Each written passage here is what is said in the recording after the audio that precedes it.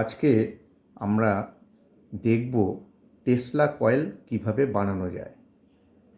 এখানে দেখুন, এখানে একটা বোর্ড দেখতে পাচ্ছেন। এটা হচ্ছে ব্যাকলাইট বোর্ড। এটা একটা 9 ভোল্ট ব্যাটারি রয়েছে, এটাকে বলা হয় স্ন্যাপার।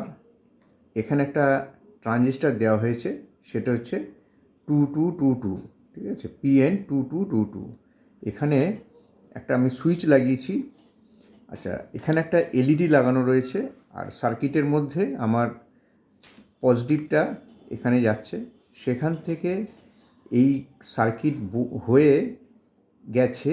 আর এখানে একটা কয়েল রয়েছে, যে কয়েলটা 3টে কি ম্যাক্সিমাম 4টে টার্ন এখানে দেওয়া থাকে।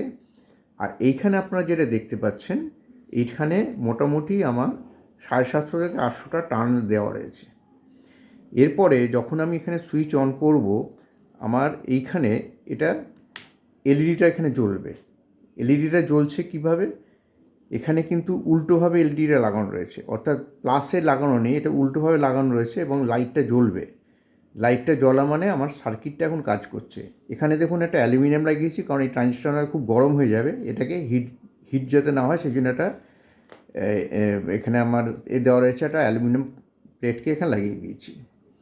এইবারে এটা যে জ্বলছে, লাইটটা জ্বলছে এবং এখানে এটা দেওয়া রয়েছে। এবার এটাকে দেখতে গেলে আমরা সিএফএল ল্যাম্প দিয়ে দেখতে পারি যে সিএফএল ল্যাম্পটা জ্বলবে, কিন্তু এখন সমস্যা হচ্ছে সিএফএল ল্যাম্প পাওয়া যায় না। তাই জন্য একটা অন্য পদ্ধতি এখানে করছি। এখানে একটা কপার ওয়্যারকে, ইনসুলেটেড কপার ওয়্যার, জাস্ট 4-5টা টার্ন এখানে দিয়েছি গোল করে, এবং এখানে তার সঙ্গে একটা এলইডি লাগিয়ে দিয়েছি, লাল এলইডি লাগিয়েছি। এখানে কী হবে, যখনই এখানে হাই ভোল্টেজ জেনারেট করছে এবং হাই ফ্রিকোয়েন্সিতে, আমি যদি এটাকে নিয়ে যাই কাছাকাছি, দেখুন এলইডিটা জ্বলছে। এখানে তার মানে কি, এখানে কোনো রকম কানেকশান নেই, অথচ এলইডি জ্বলছে এখানে, যেহেতু হাই ভোল্টেজ তৈরি হচ্ছে।